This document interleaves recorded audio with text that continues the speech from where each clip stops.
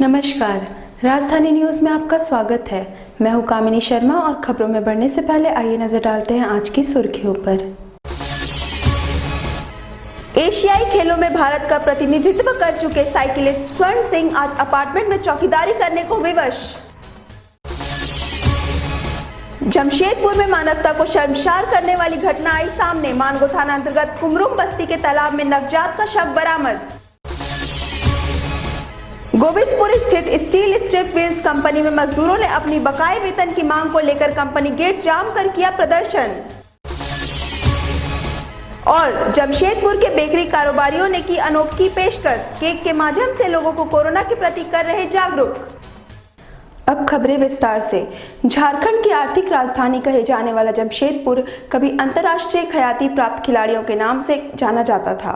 एक जमाने में विश्व के प्रसिद्ध खिलाड़ी स्वर्ण साइकिल की सवारी से दुनिया को अचंभित कर चुके थे। स्वर्ण सिंह अंतर्राष्ट्रीय खिलाड़ी होने के बावजूद सुरक्षा प्रहरी का काम कर रहे हैं। संयुक्त राष्ट्र द्वारा 3 जून 2018 को साइकिल उपयोग को बढ़ावा देने के लिए पहली बार विश्व साइकिल दिवस मनाने की शुरुआत की गई थी। साइकिलिंग की दुनिया में कई राष्ट्रीय व अंतर्राष्ट्रीय प्रतियोगिताओं में जीत का परचम लहराने वाले साइकिलिस्ट आज अपनी जीविका चलाने के लिए सुरक्षा प्रहरी का काम करने को विवश हैं। एशियाई खेलों में भारत का प्रतिनिधित्व कर चुके साइकिलिस्ट स्वर्ण सिंह आज जमशेदपुर के एक निजी अपार्टमेंट में सुरक्षा प्रहरी का कार्य करते हैं। पंजाब के गुरदासपुर में रहने वाले स्वर्ण सिंह 1965 में बतौर साइकिलिंग की शुरुआत की थी, जिसके बाद बैंकॉक में हुए एशियाई खेल में भारत का प्रतिनिधित्व करने वाले स्वर्ण सिंह टीम इवेंट में 6ठे स्थान पर रहे थे। 1974 में तेहरान में आयोजित एशियाई खेल में भी उनका चयन हुआ था, लेकिन अपरिहार्य कारणों से वे प्रतिस्पर्धा में शामिल नहीं हो सके। हालांकि इसके बाद भी राष्ट्रीय साइकिलिंग चैंपियनशिप में कई पदक जीतने में कामयाब रहे। स्वर्ण सिंह बताते हैं कि अच्छे साइकिल महंगी होने के कारण उसे खरीद पाना मुश्किल हो गया था, लेकिन सरकारी सहायता नहीं मिलने के कारण स्वर्ण धीरे धीरे इस ट्रैक से बाहर निकलते गए और उनका नाम भी लोगों की जुबान से मिटते गया। जिसके बाद वह टाटा स्टील के वेलफेयर डिपार्टमेंट में नौकरी करने लगे और 1994 में उन्होंने ESS ले लिया। आज स्वर्ण सिंह पूरे परिवार के साथ बारिडी में किराए के मकान में रहते हैं और वे एक निजी अपार्टमेंट में चौकीदारी करते हैं। चौकीदारी से जो वेतन मिलता है वह किराया चुकाने के बाद राशन पानी के लिए भी काफ़ी नहीं होता है।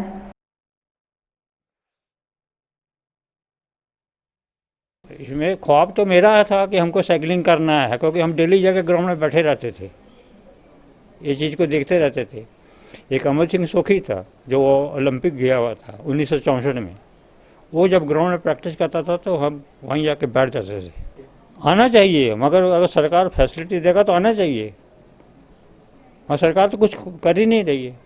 अब एक लड़की तीर धनुष चलाने वाली सब्जी बिक्री कर रही है, तो कहाँ से स्पोर्ट्स बनेगा।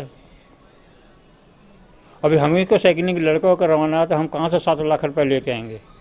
विश्व साइकिल दिवस के मौके पर कांग्रेसी नेता बबलू झा एवं उनके टीम के द्वारा स्वर्ण सिंह को शॉल ओढ़ाकर सम्मानित भी किया गया।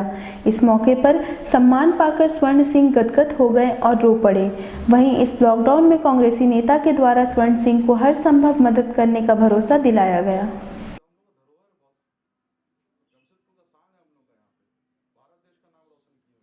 जो भी बच्चा जो मैदान में खेलता है किसी न किसी को आइडल रखता है, चाहे वो महेंद्र सिंह धोनी जी हो, चाहे वो स्वर्ण सिंह जी हो। तो इसको लेके सरकार के साथ साथ जो अपने जो रिलेटिव्स हुए, अगल बगल वाले हुए, जो उनको सपोर्ट करें आगे बढ़ने के लिए। बहुत मैं मानता हूँ कि काफ़ी खामियां होगी, ऐसी बात नहीं कि नहीं होगी, लेकिन इसको भी दुरुस्त किया जाए। जो भी हमारे स्पोर्ट्समैन हैं स्वर्ण सिंह जैसे, ये लोगों ने देश का नाम रोशन किया, शहर का नाम रोशन किया, और ये पीछे रहे, कहीं ना कहीं गिलानी तो फील होती है। अब हमारी सरकार आई है और हमारी सरकार माननीय हेमंत सोरेन जी मुख्यमंत्री जी एक एक पहलू पे देखते हैं, बारीकी से जांच करते हैं, और मैं जानता हूं कुछ न कुछ फल इसका जरूर निकलेगा। जमशेदपुर में मानवता को शर्मसार करने वाली घटना सामने आई है। बुधवार सुबह मानगो थाना क्षेत्र के कुमरुम बस्ती के एक तालाब में नवजात का शव मिलने से क्षेत्र में सनसनी फैल गई।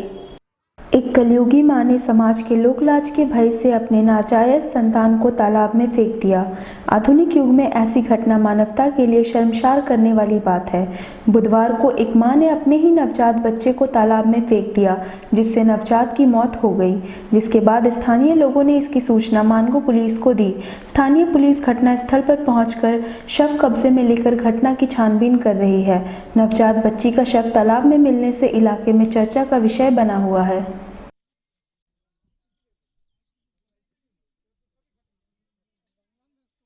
माँ को नहीं करना चाहिए। कोई बच्चा के लिए तरस रहा है और किसी को बच्चा मतलब मिल गया तो उसको तालाब में फेंक रहा है। बच्चा को इस तरीके से तालाब में नहीं फेंकना चाहिए था। कितना माँ के बच्चा नहीं है, बच्चा के लिए दर दर भटक रहा है, उसको ही दे देता, कम से कम पाल पोस के बड़ा करता। इस तरीके से तालाब में फेंक दिया, बच्चा मर गया। ये तो बहुत गलत बात है। ये माँ का नाम पर शर्म और कलंक है। बस हम यही कहना चाहेंगे, कुमरुम बस्ती में ऐसा नहीं होना चाहिए। सूचना मिला कि एक तालाब में लड़का है, जन्मा हुआ बच्चा है, जिसको कि कोई लवारिस हालत में फेंक दिया है, जो कि डूबकर मर गया है। सूचना पर हम लोग आए, आने के बाद देखे कि इसका कोई वारिस वगैरह कुछ नहीं था। सामाजिक कार्यकर्ता लोग थे, स्थानीय लोग थे। सबसे विचार विमर्श करने के बाद लड़का को हम लोग इसी तालाब के बगल में दफना दिए। किसी का बच्चा होगा, जायज तो नहीं हो सकता है। जांच कर रहे हैं, जांच चलेगा इसका। जमशेदपुर के गोविंदपुर थाना क्षेत्र अंतर्गत स्टील स्ट्रिप व्हील्स कंपनी द्वारा लॉकडाउन के दरमियान मजदूरों का वेतन नहीं दिया गया। आक्रोशित मजदूरों ने बुधवार को कंपनी गेट को जाम कर जोरदार प्रदर्शन किया। आपको बता दें कि यहां 1100 मजदूर कार्यरत है और पूर्व से ही इन्होंने आंदोलन करने की चेतावनी दी थी। बताया जाता है कि इन मजदूरों को लॉकडाउन के मियाद का वेतन नहीं दिया गया। प्रदर्शन पर उतरे मजदूरों के अनुसार इन्होंने कंपनी के वरीय अधिकारियों के समक्ष इसको लेकर फरियाद भी लगाई थी, लेकिन वहां से इन्हें इंसाफ नहीं मिला। इसके बाद मजदूर बेबस होकर कंपनी गेट पर बैठ गए। मजदूरों के उग्र आंदोलन को देखते हुए यहाँ मौके पर बीडीओ तथा स्थानीय थाने की पुलिस बल भी पहुंची। इनके द्वारा मजदूरों और कंपनी प्रबंधन के साथ बातचीत की गई, जिसके बाद प्रबंधन ने वेतन के भुगतान के दिशा में कार्य करने हेतु 1 सप्ताह का समय मांगा। इस आश्वासन के बाद मजदूरों ने गेट जाम को हटा लिया। वहीं मजदूरों ने कहा कि अगर 1 सप्ताह के बाद वेतन भुगतान नहीं किया जाएगा तो दोबारा मजदूर आंदोलित होंगे। श्री विनीत अग्रवाल के घर पे हम लोगों ने सैलरी की मांग को लेके घेराव किया था। कौन सा सैलरी के लिए? आपका लॉकडाउन की अवधि में जो गवर्नमेंट का आदेशानुसार कि जो भी प्राइवेट सेक्टर में काम कर रहे हैं सभी कर्मचारी को उनका सैलरी दिया जाए। हाँ। उसके एवज में ये जो स्टील स्ट्रिप व्हील्स जो गोविंदपुर स्थित प्लांट है, हाँ। उन्होंने जितने भी ठेका कर्मी है मार्च, अप्रैल और मई 3 महीने का लॉकडाउन की अवधि में किसी को भी पेमेंट का भुगतान नहीं किया। हाँ। आज भी हम लोगों ने प्लांट को घेराव किया, सैलरी को लेके 31 तारीख को भी किया था। उन लोगों ने 3 से 4 दिन का टाइम मांगा था। 3 से 4 दिन टाइम पार हो जाने के बावजूद भी ना तो प्लांट के प्रमुख विनीत अग्रवाल और ना ही उनके एचआर जिनको हम लोगों ने रिसीविंग दिया था या तो उन्होंने उस पर कोई प्रतिक्रिया नहीं दिखाई। प्रतिक्रिया का कोई रिप्लाई ना पाते हुए हम लोगों ने आज 3 तारीख तो हम लोगों ने स्टील स्ट्रिप व्हील्स का गेट का जाम किया। वैश्विक महामारी कोरोना वायरस का भी खात्मा नहीं हुआ है। अगर जमशेदपुर की बात की जाए तो पिछले 1 सप्ताह में शहर में लगातार कोरोना संक्रमितों की संख्या में इजाफा देखी जा रही है। इन सब के बीच शहर के बेकरी उद्योग से जुड़े कारोबारियों ने अनोखी पेशकश की है। इनके द्वारा ऐसे केक का निर्माण किया जा रहा है जिससे लोगों के बीच यह संदेश पहुंच सके कि कोरोना संक्रमण को रोकने के लिए सैनिटाइजर और मास्क का प्रयोग अनिवार्य है। वैसे हम कह सकते हैं कि शहर के बेकरी कारोबारी अपने उत्पाद को बेचने के साथ कोरोना संक्रमण से रोकथाम को लेकर लोगों को अपने प्रोडक्ट के माध्यम से जागरूक कर रहे हैं। वहीं इनके इस पहल की जमशेदपुर अक्षेस ने भी सराहना की है, जहां अक्षेस के सिटी मैनेजर रवि भारती ने बताया कि ऐसे उत्पादों के माध्यम से लोगों में कोरोना के प्रति जागरूकता आएगी। वैसे जब जब शहर पर ऐसी आफत आई है, शहर के कारोबारियों ने जिला प्रशासन को भरपूर सहयोग किया है। हमने ये ऑब्जर्व किया है और देखा है कि सरकार, सरकारी अधिकारी, जिला प्रशासन, पुलिस, म्यूनिसिपल बॉडीज़ हर माध्यम से, हर तरीके से सारे शहरवासियों को, सब लोगों को ये मैसेज पहुंचाना जा रही है कि कितना ज़रूरी है मास्क पहनना, सैनिटाइज़र यूज़ करना और सोशल डिस्टेंसिंग का पालन करना।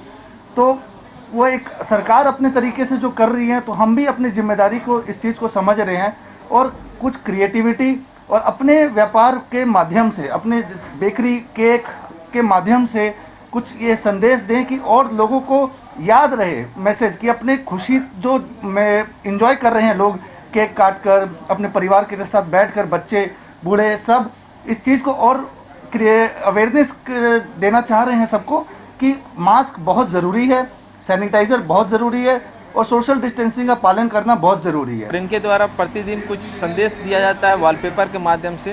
तो जब इन यहाँ के ऑनर से मेरी बात हुई तो उनको मैंने बोला कि इस तरह का इनोवेटिव केक में डाले, तो उन्होंने बोला हम ऐसा बना रहे हैं, लोगों के बीच में दे रहे हैं। और ऐसा जब हम आज यहाँ पर आकर के देख रहे हैं तो मुझे बहुत खुशी हुई कि इन्होंने मास्क पहने हुए, सैनिटाइज़र बना हुआ एक केक जो लोग प्रतिदिन अपने शादी सालगिरह, बच्चों की बर्थडे या अपनी कोई भी वर्षगांठ मनाते हैं उसमें यूज़ करते हैं। तो ये एक संदेश जाएगा जब उनके घर में और उनके परिवार के लोग जब अपने घर में इस प्रकार के केक ट्रेडिशनल से हट करके काटेंगे और लोगों को जब अपनी फ़ोटो शेयर करेंगे सोशल मीडिया और लोग अपने वॉलपेपर पे, तो लोग उसको देख करके और अवेयर होंगे। इस तरह के इनोवेटिव आइडिया को सरकार, जिला प्रशासन और जमशेदपुर नोटिफाइड हमेशा से पालन में सार्थक को हम लोग समर्थन देते हैं।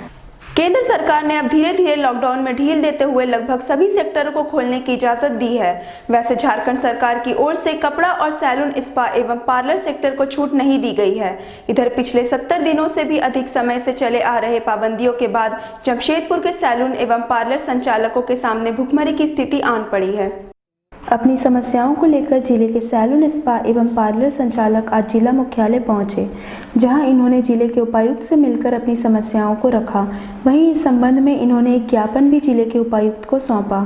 सौंपे गए ज्ञापन के आधार पर इन्होंने बताया कि जिले में करीब 60 से 65 हज़ार सैलून, स्पा एवं पार्लर कर्मी हैं, जो लॉकडाउन की वजह से भुखमरी के कगार पर आ गए हैं। इन्होंने बताया कि केंद्र सरकार के आदेश के बाद भी राज्य सरकार की ओर से राज्य में अभी तक इस सेक्टर के लोगों को राहत नहीं दी गई है। इन्होंने बताया कि सरकार इन्हें भी शर्तों के साथ सैलून, स्पा एवं पार्लर खोलने की अनुमति दे, ताकि इस कारोबार से जुड़े लोगों की आर्थिक स्थिति सुधर सके। वहीं इन्होंने भरोसा दिलाया कि इनके संस्थानों में वैसे सभी जरूरी एहतियात बरती जाएंगी, जिससे कोरोना संक्रमण को फैलने से रोका जा सकता है। जमशेदपुर सैलून एसोसिएशन संघ के थ्रू आए हैं और हमारे जितने भी जमशेदपुर में छोटे बड़े सैलून हैं, सभी की तरफ से हम लोगों ने एक टीम बना के डीसी सर से मिलने के लिए आए थे। जिस तरह की सभी चीज़ों को डीसी सर ने या सरकार ने आदेश दिया चलाने का, तो हम लोग चाहते हैं कि हम लोग भी सरकार के लिए काम कर रहे हैं, जो उनको सरकार की तरफ से आदेश दे और हम लोग भी अपना काम पुनः स्टार्ट कर सके। पूरे जमशेदपुर में शहर में कम से कम 65,000 लोगों का जीविका चलता है, तो हम लोग चाहते हैं कि उसमें परिवार, काम करने वाले सभी लोग उसमें शामिल हैं। तो सरकार की तरफ से आदेश आएगा तो सभी लोगों का जीविका पुनः आरंभ हो सकेगा। हम लोग डीसी सर से मिलने के लिए आए थे। एक्चुअली हम लोग का लेडीज सैलून है और हम लोग बहुत सारे ऐसे सैलून वाले हैं जो कि इस लॉकडाउन के चलते, कोरोना के चलते में परेशान है और हम लोग सैलून नहीं खोल पा रहे हैं, जिससे कि हमारे स्टाफ, हमारे यहाँ जो कर्मचारी काम करते हैं, कम से कम अगर सब सैलूनों को मिलाया जाए तो 60 से 65 हज़ार ऐसे व्यक्ति हैं जो कि अभी घर बैठे हुए हैं और उन लोग का खाना पीना चलने में दिक्कत हो रहा है। तो और अगर जैसे कि अब सुने हैं कि पीएम साहब ने कहा है कि सब जगह सैलून वगैरह को खोलने की परमिशन दी गई है, वैसे अगर हमें यहाँ भी परमिशन दी जाए तो हम भी अपना काम कर सकते हैं, ताकि हमारे साथ जो कर्मचारी काम कर रहे हैं उनको हम लोग उनके घर पे उनको जो हेल्प कर रहे थे वो हम लोग कर पाएंगे। और दूसरी चीज़ क्या है, हम लोग भी अपना सोशल डिस्टेंसिंग मेंटेन करेंगे, हम लोग भी सैलून पे गाइडलाइन को फॉलो करेंगे, थर्मल स्क्रीनिंग करेंगे, सैनिटाइज करेंगे टाइम टू टाइम, ताकि किसी भी क्लाइंट को भी किसी तरह की कोई दिक्कत नहीं हो। और सैलून ऐसी चीज़ है कि सबको इस चीज़ की नीड है। अब बढ़ते हैं एक छोटे से ब्रेक की ओर।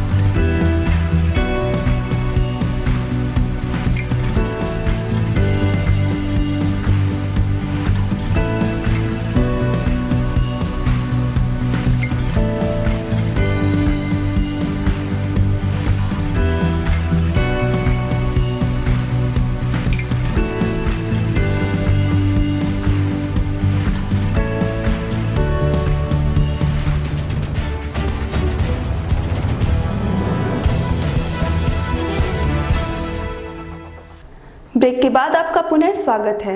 वैश्विक महामारी कोरोना के काल में जमशेदपुर के एग्रीको स्थित जेएच तारापुर स्कूल ने फीस भुगतान न होने पर कक्षा 3 और 5 के छात्र छात्राओं की पढ़ाई रोक दी है, साथ ही ऑनलाइन क्लास के ग्रुप से भी निकाल दिया है। राज्य सरकार के तमाम दावों के बीच वैश्विक संकट के इस दौर में निजी स्कूलों की मनमानी आए दिन बढ़ती ही जा रही है। सरकार के आदेशों को ठेंगा दिखाने वाले निजी स्कूल प्रबंधन अभिभावकों पर फीस भुगतान के लिए दबाव बना रहे हैं। ताज़ा मामला जमशेदपुर के एग्रीको स्थित जेएच तारापुर स्कूल का है। स्कूल की कक्षा 3 और कक्षा 5 में पढ़ने वाले नौनिहालों के पिछले कुछ महीनों की फ़ी स्कूल में भुगतान नहीं की गई तो स्कूल की प्राचार्य ने बच्चों को ऑनलाइन पढ़ाई जाने वाले ग्रुप से ही निकाल दिया। इतना ही नहीं, जब छात्र और छात्राओं के अभिभावकों ने स्कूल के प्राचार्य को फ़ी किश्त में देने की बात कही तो प्राचार्य ने कहा जब तक बकाया फ़ी नहीं दिया जाता बच्चे स्कूल में पढ़ाई नहीं कर सकेंगे। दरअसल सड़क दुर्घटना में पिता की स्थिति गंभीर होने के कारण पिता बच्चे का फ़ी दे पाने में असमर्थ है। इस मामले में जिला शिक्षा अधीक्षक ने स्कूल को पत्र जारी करते हुए पक्ष स्पष्ट करने को कहा था, जिसके बाद स्कूल की प्रिंसिपल स्कूल प्रबंधन की ओर से बताया कि अभिभावक जब तक वर्ष 2019 की बकाया फीस भुगतान नहीं करते तब तक उनके बच्चों की स्कूली शिक्षा बाधित रहेगी। इस शिक्षा के स्तर पर जिस तरह से व्यवसायीकरण कर रहे हैं और एक तरफ सामाजिक चोला ओढ़े हुए हैं, हमको तो शर्म आ रहा है कि ऐसे सामाजिक स्तर के लोग जो कहते हैं कि नॉन प्रॉफिट और नो लॉस पर हम लोग स्कूल चला रहे हैं और एक तरफ निजी स्कूलों पे राज्य के चाहे भाजपा की सरकार हो, जेएमएम की सरकार हो, कांग्रेस की सरकार हो या अन्य किसी भी दल की सरकार हो, सरकार का उस पर आधिपत्य नहीं जमा पा रहे हैं। सरकार के लोगों आदेशों का अवहेलना निजी स्कूल कर रहा है। अभी इस वैश्विक महामारी में जहां नरेंद्र मोदी कहते हैं कि सबको जो है एक दूसरे का परस्पर सहयोग करना चाहिए और ऐसी परिस्थिति में जब बच्चे का अभिभावक कहता है कि मेरे पास फीस नहीं है, मैं आपको शेड्यूल के हिसाब से इंस्टॉलमेंट में पैसा देने को तैयार हूँ, उसके बावजूद उस बच्चे के भविष्य के साथ खिलवाड़ किया जा रहा है। मुझे तो शर्म आ रहा है। क्या हुआ पूरा मामला? मामला यह है कि बच्चे 3 क्लास का एक छात्र हैं और लगभग 10-12 बच्चों को ऑनलाइन जो एक ऐप से पढ़ाई चलाया जा रहा है, उन लोगों को निकाल दिया कारण कि बच्चे जो है फीस नहीं दे रहे, उनके अभिभावक फीस नहीं दे रहे। सरायकेला जिले के राजनगर थाना अंतर्गत हेंसल में बीती रात स्पॉन्ज आयरन पत्थर से लदे लगभग 18 भारी वाहनों को चेक पोस्ट में रोक दिया गया है, जिससे गाड़ियों की लंबी कतार लगी है। वहीं जांच के दौरान मौके से 4 वाहन फरार हो गए। बताया जा रहा है सरायकेला से राजनगर होते हुए हाथा की ओर लगातार कुछ दिनों से स्पॉन्ज आयरन पत्थर लोड गाड़ियां पार हो रही थी। वहीं आज आधी रात को सभी गाड़ियों को चेक नाका पर रोक लिया गया है। बता दें कि बीते दिन राजनगर थाना प्रभारी निलंबित हुए हैं। बताया जा रहा है इस रास्ते भारी वाहनों का आवागमन प्रतिबंधित है, बावजूद इसके गाड़ियां रात को पार होती है। अभी माइनिंग ऑफिसर कुल्हान आरटीओ पहुंचे हुए हैं। राजनगर अंचल अधिकारी, इंस्पेक्टर आदि सभी इसकी जाँच में जुटी हुई है।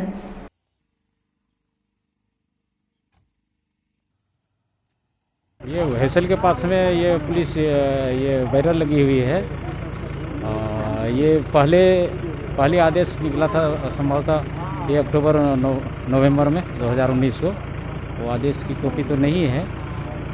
तो ये सरायकेला से राजनगर पली रोड में नहीं आना है हेवी व्हीकल, तो उसी के दरमियान में इसको रोका गया था और ये सब चलान वलान तो सब ओके है, सिर्फ ये रूट चेंज किया है, उसके लिए फाइन काटा गया है। गाड़ी उधर भी पूरा ये गश्ती पार्टी पूरा टाइट था, संभवतः गश्ती पार्टी ये घुस गई, इसके बाद भी ये लोग चोरी छुपी घुस गया होगा। पार्टी अगर टाइट थी तो फिर नहीं, वो उसका टाइम जो समाप्त हो गया था वो उसके बाद में पूरे दोनों थाना को बोल दिए हैं, सरायकेला थाना को भी और ये राजनगर को भी, कोई भी हेवी व्हीकल इसमें नहीं आएगी।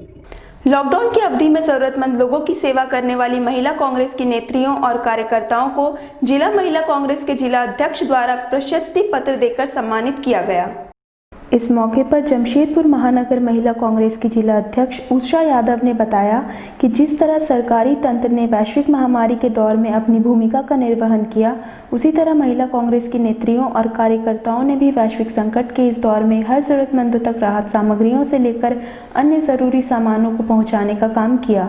इसके लिए वे बधाई के पात्र हैं और यही कारण है कि महिला कांग्रेस उन सभी नेत्रियों और कार्यकर्ताओं को प्रशस्ति पत्र देकर सम्मानित कर रही है।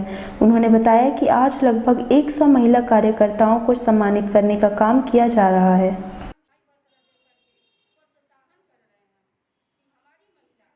आज हम लोग महिला जिला कमेटी के तहत हमारे जो भी महिलाएं इस कड़कती धूप में काम की हैं और ज़रूरतमंद लोगों के बीच में खाना वितरण की है, सैनिटाइज़र वितरण की है और बिना अपने जान की परवाह किए हुए दिन रात लग करके सेवा भाव से खटी हुई है। इसलिए हम महिला कांग्रेस के प्रति स्नेह प्रकट करती हूँ और इन्हें बधाई पत्र देके इन्हें प्रोत्साहन करने के काम करती हूँ कि जिस तरह से हमारे सैनिक सरहद पर लड़ते हैं, ठीक उसी प्रकार आज हमारी ये बहनें कमर कस के दिन रात करके लड़ी हुई हैं। इसलिए एक सम्मानित पत्र दे करके इन्हें प्रोत्साहन करना हमारा कर्तव्य होता है, जिला कमेटी का कर्तव्य होता है और हमारी ये बहनें पर गर्व है कि इस भी भीषण गर्मी में एक दिन अपने घर में नहीं रही है। आज कितना महिलाओं को दिया है? अभी 45 महिलाओं को दे चुके हैं और करीब 100 महिला को हम लोग बनाए हैं। अभी आएंगे लोग तो फिर हम लोग वितरण करेंगे। वैश्विक संकट कोरोना का कहर अभी समाप्त नहीं हुआ है, लेकिन देश के बिगड़ते आर्थिक हालात को देखते हुए केंद्र सरकार ने लॉकडाउन में थोड़ी रियायत दे दी है, जहां कई उद्योग धंधे फिर से खोल दिए गए हैं ताकि जनजीवन किसी तरह से पटरी पर आ सके। इन सब के बीच टाटा मोटर्स और कानवाई चालकों का विवाद एक बार फिर से सड़क पर आ गया है। पिछले दिनों टाटा मोटर्स के कानवाई चालक कंपनी गेट पर लॉकडाउन की अवधि में वेतन नहीं दिए जाने की मांग को लेकर प्रदर्शन करने पहुंचे थे। कानवाई चालकों ने बताया कि कंपनी प्रबंधन ने पुलिस का खौफ दिखाकर उन्हें विरोध दर्ज करने से रोक दिया। वहीं आज एक बार फिर से कानवाई चालक जमशेदपुर जिला मुख्यालय पहुंचे, जहां उन्होंने उपायुक्त से लॉकडाउन की अवधि का वेतन दिलाए जाने की मांग की। आंदोलन कर रहे कानवाई चालकों ने बताया कि इससे पूर्व उप श्रमायुक्त से कई बार उन्होंने लॉकडाउन की अवधि का वेतन कंपनी प्रबंधन से दिलाए जाने की मांग की, लेकिन कंपनी प्रबंधन ने श्रम आयुक्त की बातों को दरकिनार कर दिया।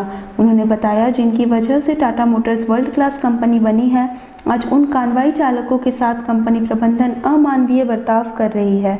चालकों ने साफ कर दिया कि उनका यह आंदोलन तब तक जारी रहेगा जब तक उन्हें लॉकडाउन की अवधि का वेतन नहीं दिया जाता है।